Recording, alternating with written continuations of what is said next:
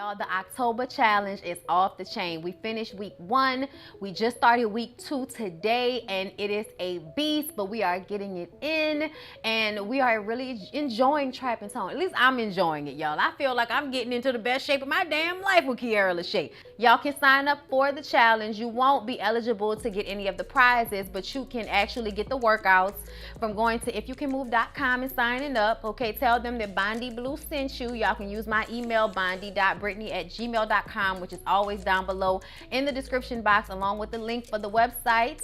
And also, don't forget to try the TLCT, y'all. NutriBurst, I live by it, okay? Y'all think we be playing, all of the reality stars and everybody be trying to sell y'all the NutriBurst and the tea, and y'all think we bullshitting with y'all. Y'all can keep playing if y'all want to, but y'all see us.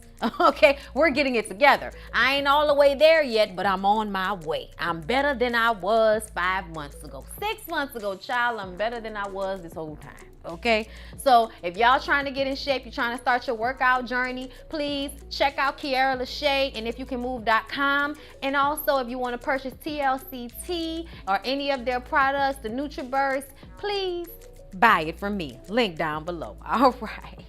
Hey everybody, what's up? It's your girl Bondi Blue, and I am back for another Halloween movie review. And tonight, we will be reviewing I Still Know What You Did Last Summer. And I know you're asking yourself maybe, why would I review I Still Know What You Did Last Summer without reviewing I Know What You Did Last Summer first? But I don't really like that one all that much. It's good, don't get me wrong. I can remember where I was the first time I watched it. But the second one, with Brandy and her booty, are the coup de grace, okay? It is the best part of this entire franchise. It's number 2, not only because of Jennifer Love huge tits, respectfully, also because of Brandy Norwood and the butt that she had on her in about 1998, okay? Good times. Now that I've put that out there, let's go ahead and get into I Still Know What You Did Last Summer. The movie starts off with us hearing dialogue from I Know What You Did Last Summer. What are you waiting for? Y'all remember that? If you're gonna kill someone, make sure they're dead. Y'all remember that? Then we see our girl Julie. That's right, Jennifer Love Hewitt. It's my girl right here. Nah, seriously, I love her. I have been following her career since she was in my Barbie workout DVD when I was a kid. So yes, Julie goes to confession. She tells the priest, whom she assumes is a priest, about how she killed a man. It was a terrible accident. She has horrible dreams of this man, and he's a killer. He killed Barry and Helen last July 4th, and he would have killed me, but I got away. She can finally say his name, Ben Willis.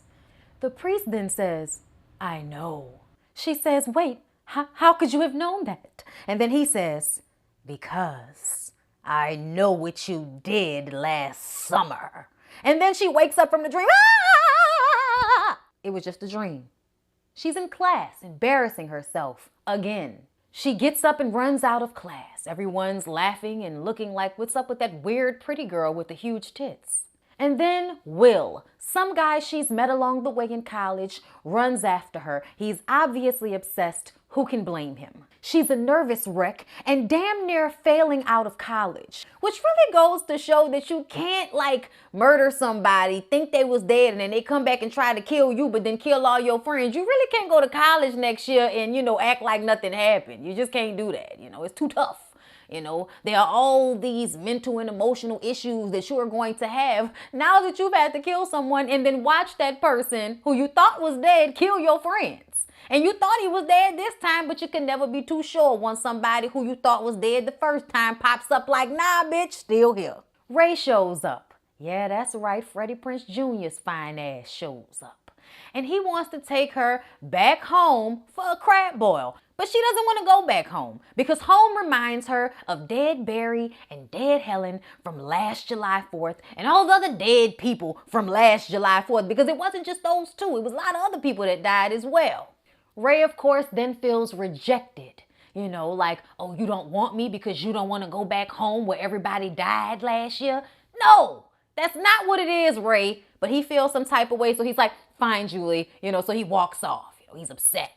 Julie goes home defeated, depressed, looking very, famished. So she gets herself a little snack and then gets in her bed and pulls the covers over her head. I said, not with the jeans on, Julie. Take the jeans off before you get into the bed. I'm sorry, y'all. Isms. I can't get in my sheets with jeans on. That just doesn't make sense to me. Stop it. Take the jeans off. Once it's gotten dark, Julie is woken by a noise in her apartment. And because Julie knows there's always somebody out there trying to kill her, she has a knife in her nightstand. First, she tried to turn the lamp on, but then the light bulb went out. It's like, oh, isn't that opportunistic? Light bulb really at this moment when I'm scared? Not all the other times when nobody was in my apartment trying to kill me. Oh, but today you decide to blow up when I turn you on. Thanks, light bulb. I'm sorry, y'all, but that just was like real movie magic at the end of the day. Oh, just because I'm scared right now, this light bulb not gonna work? Oh, okay. So then she gets the knife from the nightstand, and instead of turning on some other lights in this damn house, making some noise, asking who the hell is there, she just starts to like walk around with the knife like she gonna run up on whoever it might be. Okay, ends up circling her apartment and comes back to her bedroom where she sees somebody in the closet moving stuff around. So she goes up to the closet with the knife up.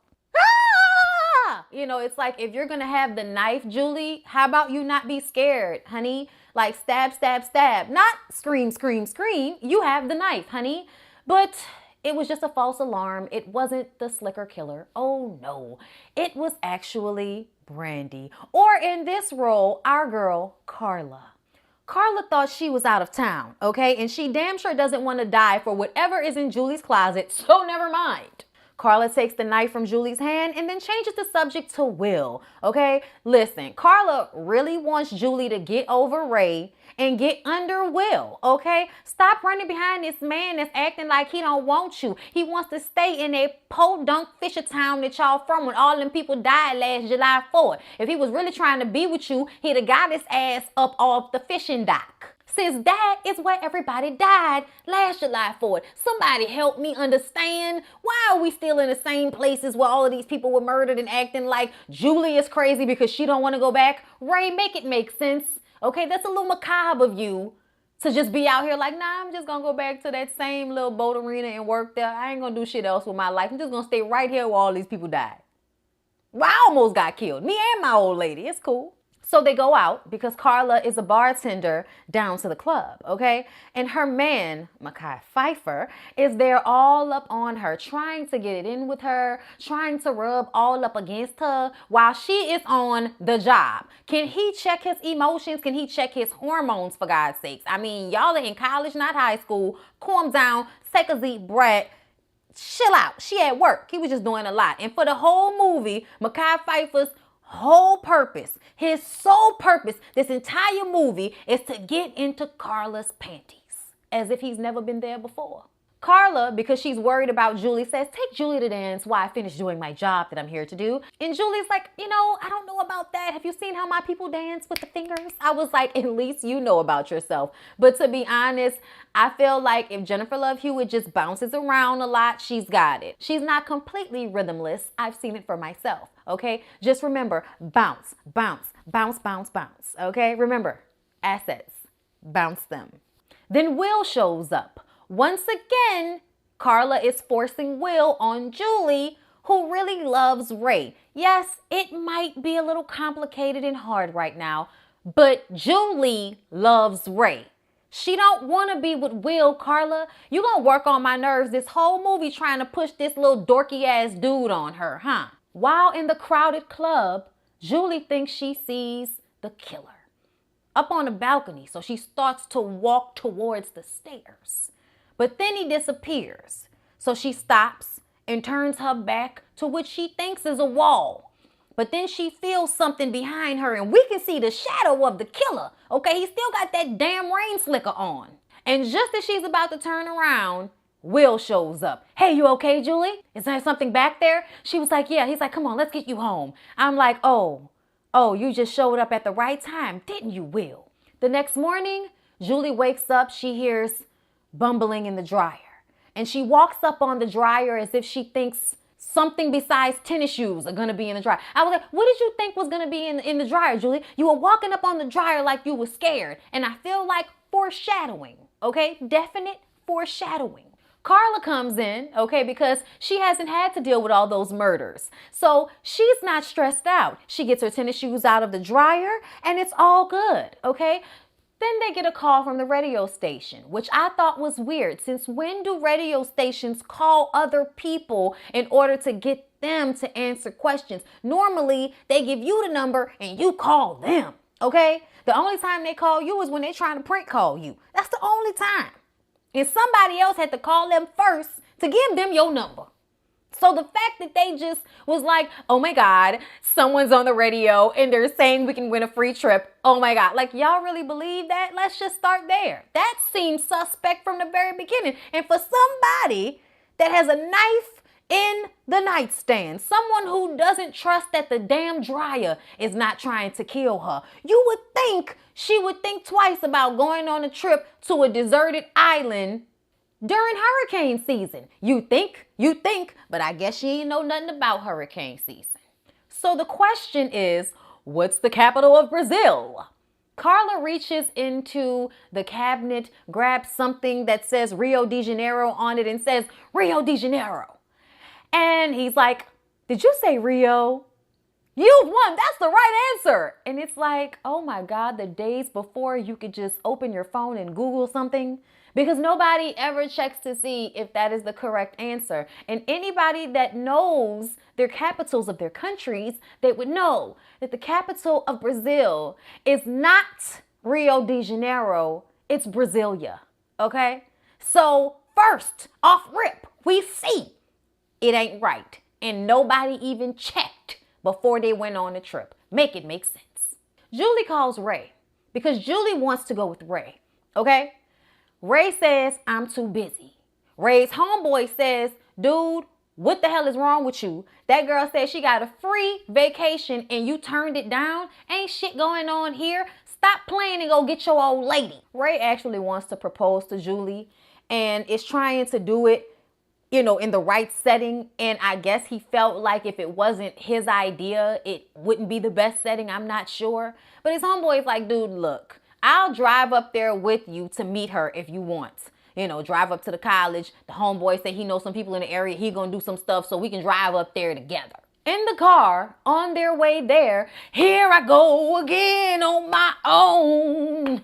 Dun-dun-dun-dun-dun. Driving down the road I've only known. Whatever the lyrics are to that damn song, okay? They are feeling it. They're driving. They have their tunes. They have their snacks. They're ready, okay? But what ends up happening? They roll up on someone who is seemingly passed out on the side of their car in the middle of the road. The homeboy has the best advice possible. Hey man, don't stop. Let's just call the police. Let's go find a phone, call the police, and keep on going. Homeboy had all the sense in the world, okay? This is somebody with common sense, somebody that's worldly, okay? He knows that you can't trust somebody just laid out on the pavement like this in the middle of no damn where. This don't make no sense to him. But you know what? Ray left somebody to die before. So he's not about to do that again, all right? So of course, he's going to get out of his car, walk up on the dead body, and see that it's a dummy. When he sees it's a dummy, he turns around and the killer is standing right next to his homeboy. And the killer has the hook on his hand and he just goes, ah! And I mean, just right in the friend's head, just right in the friend's head. I was like, damn. That's terrible. Oh my God. Like nobody ever wants to get hooked. Stab me. Don't hook me. This is terrible. Y'all, oh my God. Like it was just a terrible way to kill somebody who had done absolutely nothing wrong. Had nothing to do with nothing. Okay. You don't even know this man. Kill him like that. It's terrible. Y'all, he probably used one of the mannequins from that store that Helen and her sister used to work in. Y'all remember from the first movie, it was all them damn mannequins. Had more mannequins than they had clothes in that store. The killer then gets into Ray's truck and chases him down. Finally, we see Ray fall down the hill and he's passed out. The next day, Julie is waiting on him. He didn't call because he was going to surprise her. So she's thinking that if he's going to show up, he's going to show up. But if he doesn't show up, then he's just not coming. So she's not thinking that he said he will come. So if he didn't show up, that means something wrong. She's not thinking about that. Carla has already invited Will's ass. So when Mekhi Phifer shows up in his beautiful drop top Bronco, oh, it was so beautiful, okay? Will's right in the next seat, right in the passenger seat, all excited to go on a trip that nobody was supposed to invite his ass to. But Carla says, we're going to the Bahamas. We have to get over it, okay? Julie's like, you're right, we're going to the Bahamas. So guess what? We're just going to go, all right? Julie has to convince herself it's all good, even though she feels that it's all wrong. Trust your gut feelings, ladies. Trust them. They tell you the truth. On the packed and turbulent flight, Will is scared and sick. And Julie tells him to think of something happy from his childhood. And he says, what if you can't think of anything happy from your childhood? I said, oh, Will, all this smiling and white entitlement, you had a terrible childhood? Really? Backstory, maybe? No, we're not going to get any of that. I guess. Ty, Mekhi Phifer, who is Carla's boyfriend, tells him to stop bitching. I'm like, it's one thing to be scared that you're going to crash. It's another thing to be actually sick. Those two things don't go hand in hand. I'm never scared on a flight. Not really. Unless it's really turbulent, I'm not that scared. I kind of just feel like God got me. It's going to be all right. Now, my equilibrium does not like being 300 miles into the air. So I often get sick on planes. Does not mean I'm scared. I felt like Will was putting 20 on 10. After they get off the plane, they have to take a boat ride to this island. And that is when the roles change. Will is able to look down on Ty and tell him that, hey man, look at you. It has nothing to do with manhood. It has something to do with your inner ear and your equilibrium. Look at you throwing up. Quit bitching. Ty is really an asshole. So I kind of enjoyed Will having this little moment at his expense. So they dock finally, and we find out that it is the end of the season. Everybody's leaving that same day, okay? Even though when they get to the island, there are all these people there. There are people in the pool. There are people on the dock. There are people in the hotel. There's so many people all around this damn hotel that are all leaving today at 6 o'clock. See, Julie, Carla, Ty, and Will seemingly have no idea that there is a storm a-coming. On their way to the hotel, we meet Titus. Titus is a culture vulture stealing from the Rastafarians, okay? He also has that cream gene, that perp, or whatever else you need, all right? When they get to check-in, there's no one there but a rude maid who ignores them and a vicious dog. When the manager shows up, he's just as rude as that damn dog and that maid that acted like she didn't hear us talking to her ass, okay? But either way, they're put in rooms 201 and 202. Now, we don't understand why these rooms have significance at the moment, but apparently they do, okay? There are also the honeymoon suites, which makes Julie uncomfortable because she's not trying to have a honeymoon or get it in with Will's ass. This is when they find out that there's a storm a-coming. They had no idea. The bellhop, an elderly man, comes and retrieves their bags and takes them to the fancy honeymoon suite. Okay, he said it's just fancy rooms. People don't often stay in these rooms. Yeah, whatever. Obviously, there's another reason for why everybody's so surprised that they were being put in these two rooms. Then they tell him they won a radio competition guessing the capital of Brazil. Carla says, Rio, baby. Can't wait to let y'all know how wrong she was. And the bellhop says, good for you, girl, with a, kind of Caribbean accent. Then he asks which rooms the bags were going to go in. And Carla says that Ty and her bag's going to go in here, and Julie and Will's bag's going to go in there. Like I said, once again, forcing our girl Julie to be in close quarters with a man who she don't even know like that. That is so not cool, Carla. Girl, me and you would not be friends. Bitch, give me a single, okay? I don't want to be in a room with him. What? Then we pop back over to Ray. Ray is beat the hell up in the hospital. The doctor is talking to a detective, and they don't believe his story about Ben Willis because once they got there to investigate, there was no body there. There was no car in the middle of the road. They couldn't find his homeboy who the killer had killed. Like, nothing was there to prove that Ray was telling the truth about what happened to him. So when they go back to check on him, he's disappeared because he knows that the killer is on his way to kill Julie. So back on the island, Ty and Will go down to the bar to see what's going on, what's popping on the island. Child, it is a ghost town. It is deserted. Not a soul, but the bartender who's quite bitchy. And I love it. The drinks are strong, not that good. So she's bitchy, but not that good at her job. And then there's a karaoke machine, which means we have to do it. There's nothing else to do. So Julie gets up there. At first I was afraid, I was petrified. Kept thinking I could never live without you by my side. Okay, look, she was getting into it. But then I spent so many nights just thinking how you did me wrong. And I grew strong. And I learned how to get along. Getting out your back. I'm sorry, y'all. I go into Selena at some point whenever I get into I Will Survive. My bad, okay? And then like clockwork, because Julie can never be having too much fun before somebody threatens to kill her, I Still Know What You Did Last Summer shows up in the karaoke screen and nobody sees it but her. Honestly, I feel like the bartender saw something because she just kind of snuck out the room and didn't say anything else. But of course, Julie flips out. Now she's scared. Now she's ruined the good time, okay? When she gets back to her room, there's a note there. And she's scared because in the past, when she's received notes, they've been from a killer, okay? So as soon as she goes to pick up the letter, she realizes that somebody's behind her and she jumps in fright, and it was Will, okay? He actually had a little rose in a glass and he drops it when she jumps. You know, it scared him. Child, whatever. Why are you sneaking up on somebody that's already obviously frazzled? Like, make that make sense, Will. How about you read your room? Oh, dumbass. She apologizes because she feels like it's her fault, but I feel like she's been jumpy this whole time. Why are you sneaking up behind her like that?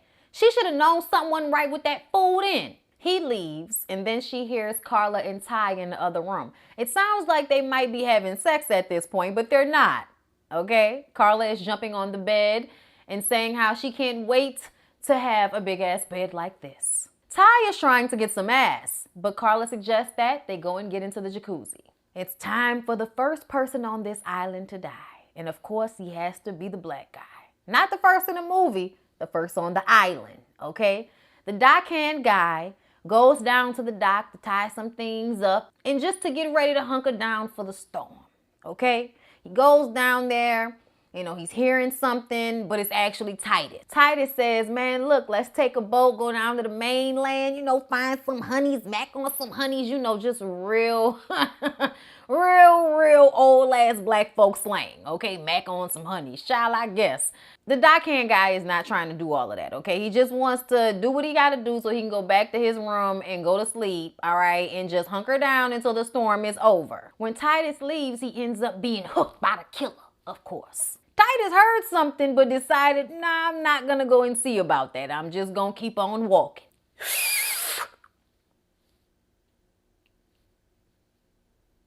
Ty and Carla are trying to get some alone time in the jacuzzi. Maybe finally he can push the panties to the side. But oh no, Titus pops up out of the water. I was just like, how the hell did you show up and then with a joint in your mouth? Why is the joint wet? This is so disrespectful. You can tell that nobody that actually smokes was involved in the making of this movie. Like, who the hell will come up out the water with their joint and let their joint get wet? Like, nobody lets their joint get wet. That was just ridiculous. Totally unrealistic, but whatever. He gets shunned by Ty and then he floats away. Then Will shows up, annoyingly not giving a about all the cock blocking that he's doing in the moment. I mean, even Carla was upset. And to me, she's been playing hard to get this entire time. I don't know if she ever intended to give Ty the drawers. Julie gets out of the shower and realizes that one of her toothbrushes is missing. She slowly walks through the suite because, of course, there's somebody out there trying to kill her, so she always has to survey the premises whenever something is weird, all right? She hears something dripping. She ends up going to the closet.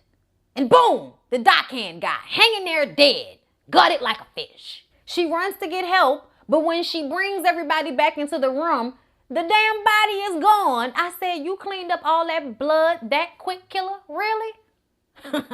You've got to have help. There's no way we moving dead bodies back and forth without a sound that quickly unless we know the grounds. which says a lot about the killer. We'll get into that. There's a lot of things going on to let you know that there's some backstory here. You know what I'm saying? But either way, everybody thinks that Julie's crazy. The manager thinks that Julie's crazy. Ty thinks that everybody thinks Julie's crazy. The manager says they will wait until the morning to check with Derek, the dockhand guy. Okay? Y'all don't want to make sure he's alive tonight? That's not smart? Okay. Julie wants off this island. She's seen enough. And when she attempts to pick up the phone so that she can call for help, the manager stops her. She's like, hands off me. But then she realizes that the storm lines are down. There is a radio phone, but the manager doesn't think this is a big enough emergency to use it. He thinks it's a bunch of spoiled ass kids. And he kind of walked up on Brandy when he said that. And that's when Ty was like, look, motherfucker, don't make me. Okay, he chest up right quick. Okay, and the dude kind of backed down. I'm like, it's so funny how y'all be having all this aggression for women. Okay, step back with your ass. Then we see Estes the bellhop. He used Julie's toothbrush and Carla's hair tie and some other item from Ty. I'm not sure what it was. But either way, we see him doing a spell or voodoo of some sort on their personal belongings. We don't know what this means at this point, but we just see that something else is going on here. Titus is in his place about to get loaded, and the killer shows up and hooks him through the hand. And then uses a large scissors to finish him off. It was terrible. It was terrible. He didn't even get a chance to finish smoking what he'd set up to smoke. He was just setting up to smoke something. The killer shows up to kill him. It was terrible. Once again, wasting a weed. Just sad. Ray goes to pawn Julie's engagement ring for $300 and a pistol, but the asshole only ends up giving him the pistol. So it's the next morning, and because of all of the fright, everyone slept in the same bed. So you know Ty is pissed off. So Ty is making asshole comments to Julie about how she's having a psychotic break, asking if she sees any dead bodies out there. I'm like, just wait on it. Will and Carla tell him to lay off. Julie says she's starting to think she's crazy too. And then Carla asks Ty to do something with Will so that she can be there for her friend. I mean, she's been pretty shitty thus far, so let her be a good friend to Julie for 5 minutes, please. So the guys go to look for ping pong balls or some shit to keep them busy during the storm because it's raining all day. Estes is still in his room watching all of this take place. Julie and Carla go to the gym. And this is when I tell y'all that Brandy and her booty, okay? Because I feel like nobody knew that Brandy had booty like this. You know, they joked about it on Moesha, but the booty was real when they were in the gym and she was kickboxing. I enjoyed this part of the movie. They go to the gym to work out. Carla sees Julie is a little pale and that she doesn't really want to do anything. She looks sad. Okay, I'm depressed. I don't want to work out. So she takes her to the tanning bed and says, girl, put in some earbuds and just relax. All right, get a little sun, a little artificial sun, the safe kind. But, we need to get some color in that face. Carla goes back to the gym to box. And then she starts to hear some rumbling. Da-doom, da-doom, doom, doom. We don't know what it is. But we find that there's a laundry room right behind the gym. So there's a door connecting the two. So she just walks into the laundry room. She's hearing the boom, boom, boom. And she's like, damn, how many pairs of tennis shoes is in there? She opens up the dryer and the maid's dead body comes flopping out. Flop right on the floor. It wasn't tennis shoes at all. See what I mean? Foreshadowing. However, this dryer is industrial size and actually can fit a whole body inside. That little wash machine and dryer that Julie and Carla have in their apartment, I don't know what could have been in there besides a small dog. And that's still fucked up, but I'm just saying. Juxtaposition. Ty and Will go to Titus's place because they were looking for ping pong paddles. Sure, you guys were looking for weed. But they find him there dead. Then the killer finds Julie and puts zip ties on the tanning bed and turns the damn heat up. I was like, that is up. Like, that's the way you gonna try to kill this girl? That's messed up. She was gonna burn alive in there? When Julie realizes that she's been locked in there, she starts to scream in panic and scream in panic. And because Carla just found a dead body and then Ty and Will just found a dead body, they run to Carla. They get Carla out of the gym, which has seemingly been locked. So she's locked inside. I'm sure the killer did it to try to keep Julie in that tanning bed by herself for as long as possible. But they break her out, and then they hear Julie screaming, so they go to Julie, and they didn't even know what to do because she was zip tied and there were no scissors. What are we gonna do? Ty takes a dumbbell and breaks the handle on the tanning bed, which gets her out. What I didn't understand is why we didn't turn the tanning bed off.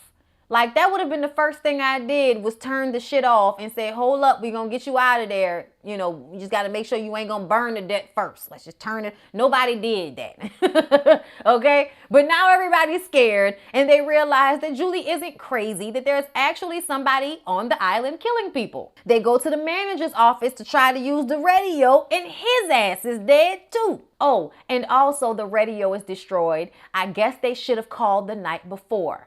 Huh. They run to the docks, and all of the boats are gone. They ask Julie what the fuck is going on, and she says it's Ben Willis. He's gonna pick us off one by one. Ty doesn't want to hear that. I'm like, then ask somebody else. The fuck? If you don't like my answer, ask somebody else, Ty. He was working on my nerves most of this damn movie. Carla is like, what are you talking about? Y'all killed him. That's the story that Julie told her. But she didn't tell her is that after he came back on July 4th and killed Barry and Helen, nobody ever found his body. So she's not sure that he's really dead. And now she's almost certain that he's not. Very much alive, walking around in the rain slicker, killing folks. Ty says, no, it's Estes. He's the only one left. I'm like, why would you not assume that Estes was probably dead at this point too? Everybody else that's on this damn island is dead, and you think Estes is the killer. Word?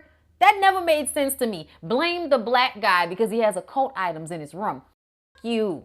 Of course, they get to his place. They see that he did voodoo on their, toothbrush and hair ties and whatever the hell else he took from them. And they automatically assume that he's the killer. Of course, Julie knows that that's not true. She don't know whatever the hell this is. She's unaware. But she knows that Ben Willis is the one that's killing everybody. Ty says, we got to get off this island. So they go back to the main area of the hotel and split up for a minute. So Will and Ty go to look for some flashlights or something. And Carla and Julie are left in the lobby.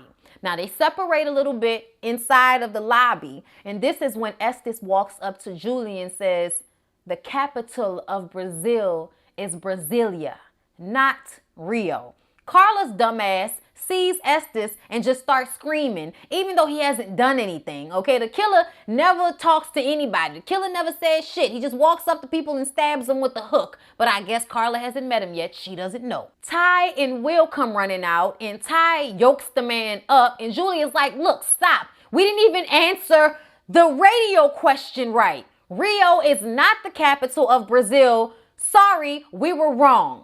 Ty says, so where's this Ben Willis guy? Huh, Julie? Where is he at? I'm like, what kind of question is that? How the hell is she supposed to know exactly where he is right now just because she knows who it is? Shut up, Ty. See what I mean? Worked on my damn nerves.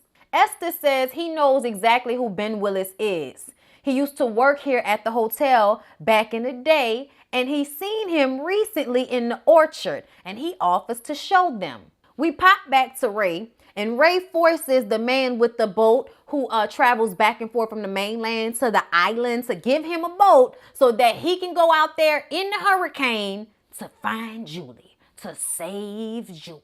While walking along the beach, Estes explains Ben Willis's backstory about how he was abusive and he killed his wife in the honeymoon suite. People says that she cheated on him. People said he would beat her. People say a lot of things. They come upon an open grave, supposedly for Julie, and she tells him to come and get me. Y'all know how they like to do. When they all out in the open, they tell a killer to come and get them. But the truth of the matter is, Julie has had it up to here. Like, just come and kill me then, dude. I'm tired of running from you. While Julie is having this moment, Will realizes that Estes has disappeared. I'm going to go and find Estes. He said he would help us. What? Ty, Carla, and Julie go back to the hotel to find some type of weapons. I'm like, why was that not the first thing y'all did? Will finds Estes taking a boat into the water, and he says, where'd you go? I thought you were going to help us. Why didn't you tell us you had a boat? Estes says, we're not going anywhere. And then he takes the boat oar and smacks Will upside the head with it. At this point, we're confused. We don't know what the hell is going on. Is he working with Ben Willis? What's happening right now? Ty, Carla, and Julie go to the pantry because Ty is fucking hungry. They find rats though. Oh, and Nancy, who hits Ty with a huge rolling pin until Julie screams for her to stop. Nancy says, hey, look, this place didn't have a murder rate until y'all showed up. Julie says, get used to it. Nancy asks, who the hell is doing this? Ty says, don't get her started. It's a long, fucked up story that doesn't make sense anyway. Then he starts talking about how he's tired, hungry, and fucking horny. And how he hasn't seen not one killer psycho on this whole trip. And I'm just like, so you haven't seen the killer psycho, but you've seen the dead bodies, my dude. What the like, you need more evidence that there's a killer besides dead bodies? Okay. Then he gets hooked through the throat. Apparently the killer was above them. And when he was talking all of that shit, the killer just came down and hooked him right in the throat. Yeah. There goes your killer. You were looking for him. Boom. You found him. Nancy, Carla, and Julie run, okay? They're running from the killer. Now they see him. He's chasing them. He's doing the slow walk. They end up running up to the attic with Nancy leading the way. And this is when they find out from the attic, you can see people's bedrooms. What the, like right over their beds. That is creepy. That is messed up. I would never stay at that hotel again. Like, I don't want to stay nowhere where they got a mirror over the bed, because if there's a mirror over the bed, then you could possibly be looking in on me. This could be a two-way mirror. The killer busts through the door and gets into the attic while the girls are trying to travel over the beams and not fall through the ceiling. The killer busts through the ceiling door, comes up on the attic, and the way he jumped down when he got up there, I was like, so why his heavy ass not falling through the ground? Never mind. Carla falls through the floor, okay, and gets her foot stuck. The killer comes in, and they're trying to hurry up and pull her damn foot out of that hole. I'm like, girl, but point your toes. Okay? She ends up getting her foot out just in time for the killer to fall on top of her, and then they fall down through the ceiling. Once they fall down, everybody's a little knocked out for a second, so they have to get their bearings. But Carla jumps up first, and she starts to run from the killer. She barely missed that damn hook. She jumped over a balcony and ended up on top of another glass structure with some type of greenhouse. Of course, she can't stand on the greenhouse glass ceiling, so she falls through that shit. So now she fell through the greenhouse ceiling. Nancy wants to leave her, but Julie is like, fuck out of here. I ain't leaving my homegirl to be killed by this fool because it's all my fault anyway. The killer is still gathering himself, okay? But he's gonna eventually come to the greenhouse where she's fallen. So she walks to one side of the room and realizes that it's locked. There are chains on the door, so she can't get in. They try to get some keys, but then they see the killer coming. So he's slow walking, okay? He could have ran up on her and killed her in 2 seconds, but this is, I still know what you did last summer, so he got to slow walk the killer bitch. I was just like, what in the Michael Myers is going on here? Make it make sense. They desperately try to find a key, but Julie has to end up breaking the glass with an axe, okay? And Carla barely made it, girl. Barely made it. Carla was skinny because she had to, basically climb through the glass openings in the door. They run to the storm shelter, which I'm like, of course he knows where the storm shelter is. Like, why are y'all going somewhere where, y'all can't lock yourselves in? You know what I'm saying? He can just come down there and start killing everybody. They went somewhere that they couldn't lock themselves in. I was just like, what sense did that make? But anyway, they go to the cellar, the storm cellar, and Julie tells Carla just to hold her hand. Just grab a hold of my hand, Carla. She's like, I am holding your hand. Julie says, no, you're not. Then Nancy flicks the lights on fucking finally, and we see that Carla's holding the dead maid's hand. Yes, the killer was swiping all the bodies up and throwing them in this cellar because I guess he assumed nobody would come down here. But yes, all the dead bodies are just all stacked up in the cellar. And now as they're screaming, Will opens the cellar door, and now he's going to save them, and he tells them to come up out of the cellar. I'm like, where the hell y'all gonna go? What the hell he gonna do? He starts to tell them about how Estes hit him over the head with the boat oar. They're walking back into the hotel. The girls don't think that it's safe for them to be in the hotel. Julie says, we need a first aid kit. He's bleeding. Carla and Nancy reluctantly go to get the first aid kit while Julie tends to his wounds. But she can't find a wound. And when she realizes that she can't find a wound, he says, because it's not my blood, Julie. And the crazy switch has been flipped. What's your favorite radio station, Julie? Come on, what's your favorite radio station, Julie? And we see that Will was the radio show host that called them. It's been him from the start, which is why we didn't trust him. The fuck? He grabs her and pulls her inside.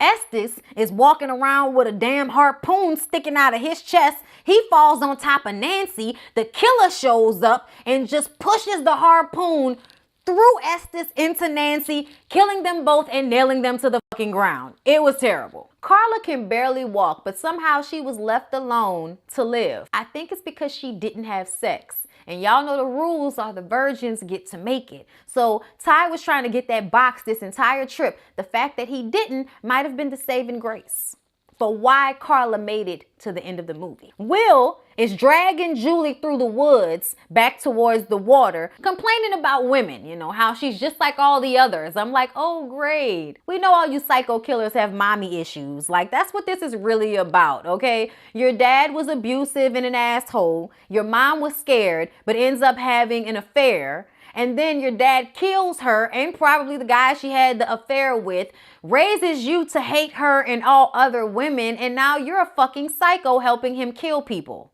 Yeah. No good memories from childhood at all, huh?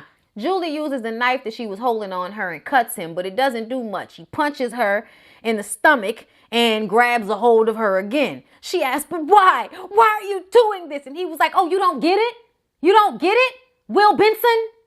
Will's son. I was like, wow, so you are Ben Willis's son and you named yourself a certain way and joined a college in order to stalk this girl. Y'all play long game, don't y'all? Y'all some crazy ass white boys, I tell you. Then here comes Ben and his slicker, ready to kill Julie. But then Ray shows up. Yes, y'all, Ray to the damn rescue. He shoots, but the first chamber doesn't have a bullet in it. They need to go back and whip that guy's ass who sold him that gun without a bullet in the first chamber. It was a revolver. Will tackles Ray and starts to beat the shit out of him and says, I want you to think about all the things we're going to do to her. And I'm like, I mean, it seems like y'all just want to kill her, like just hook her and kill her. But Will sounds like he wants to take things to a sexual place. Yeah, really don't want to be a part of that. Really don't want to see that. Y'all got to kill him. So Will is beating Ray's ass and Ben says, stand him up. So he stands him up, okay? And he's like, I guess he wanted a running start to stab Ray. So he's about to stab Ray. And Ray chin checks Will and ducks out of the way. Because he had such inertia behind him when he was running to stab Ray, he couldn't stop himself and he ends up stabbing his damn son. Yeah, hooks Will Benson right in the chest. Daddy killed the son, the mama. Oh, daddy killed his crazy ass son. I like to call it sweet justice. In anger, he goes at Ray once he realizes he killed his son, but Julie picked up the toolie. So Julie starts busting. Why won't you die? I'm like, because you haven't shot him in the head, Julie. She never shot him in the head. It was all body shots. You know he wearing a Kevlar vest under that damn slicker. But she shoots him into that grave that he dug for her. And then it fills quickly with mud and water. I don't understand how he lived after that because you should have drowned. But I guess he didn't. So we can assume that the killer is dead and has drowned of water and mud in his grave that he dug for Julie and her friends. The Coast Guard finally shows up and Carla comes limping out the hotel. The black girl made it to the inn. Carla says, come on now, girl, you know I'm made of steel. I'm like, no, you're a virgin. And this is a scary movie, so you've been saved. Sometime in the distant future, after they've been saved from the island, Julie and Ray have bought a home together. Julie apparently hasn't failed out of school yet, and she gets into bed that night while Ray is brushing his teeth with the electronic toothbrush. He was really in love with it, and this was like the late 90s, so this was some, new shit for him to have this electric toothbrush. He was going ham. I love this thing. Meanwhile, his door is closed. And Julie starts to feel a draft. So she goes into another room and realizes that a window is open. Red flag. Red flag, okay? She closes the window and doesn't see the wet, muddy rain boot prints on the damn floor. Okay, she goes back and sits on her bed and she's like, chill out, Julie. You're just tripping, Julie. It's okay, Julie. And then she looks at the mirror across from her and sees Ben's ass under the bed. And then he grabs her feet and pulls her under the bed. Ah! And the movie ends. So what really happened, you guys? How could they leave us like that? I never saw the next one because Julie wasn't in it. But I never knew what happened after that. Did he come back? Was it all a dream? Is she going to wake up in another class depressed again, child? I don't know what the hell is going on at the end. I still know what you did last summer. Always trying to set us up for another movie. Man, kill Ben Willis' ass and let it be done with. Oh, my God. Y'all, this movie stressed me out. I'm just saying. Between Ty, Will, Ben, and Julie being stupid and Carla being thirsty to get her with Will, I'm just tired, y'all. I'm just tired, okay? Whew. But that was I Still Know What You Did Last Summer. I hope y'all enjoyed it. I put a lot of work into it. Please don't forget to like, comment, and subscribe to my channel if you haven't already. I love y'all. Happy Halloween.